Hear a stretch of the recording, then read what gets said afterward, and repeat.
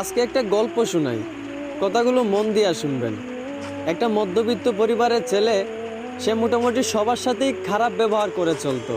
সে রাত 1টা 12টায় বাসায় ফিরতো। এই কারণে তার বাবা তাকে অনেক বকাঝকা করতো। আর ছেলেটাও তার বাবার সাথে তর্কে জড়িয়ে যাইতো। ছেলেটা যখন বন্ধুদের সাথে বাইরে আড্ডা দিত, তখন তার একটা বন্ধুর সাথে সে অনেক খারাপ ব্যবহার করতো। ওই বন্ধুটাকে সে পাত্তাই দিত না। এইভাবে সবার সাথেই সে খারাপ ব্যবহার করে চলতো।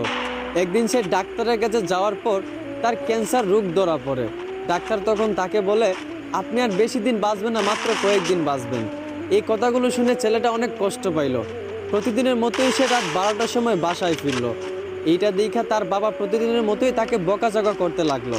কিন্তু অবাক করা বিষয়, প্রতিদিনের মতোই ছেলে তার বাবার সাথে তর্কে না জড়াইয়া তার বাবার গালিগুলা মন ভরে শুনতে লাগলো। আর মনে মনে ভাবতে লাগলো, হয়তো এই বাবার গালিগুলো আর কয়েকদিন পর শুনতে পাবো না। ওইদিকে তার মা ডাকতেছে, নে বাবা ভাতটা খেয়ে নে। অন্যদিন হলে সে তার মায়ের হাতে ভাতটা এত সহজে খাইতো না। কিন্তু আজ অবাক করা বিষয়, তার মায়ের হাত থেকে প্লেটটা এনে প্রাণ ভরে ভাতটা খেয়ে নিল। আর মনে মনে ভাবলো, এই বুঝি মায়ের হাতে শেষ খাওয়া। এইগুলা দেখে তার মা বাবা অনেক অবাক হয়ে গেল। এভাবে তার মা বাবার সাথে অনেক ভালো ব্যবহার করলো।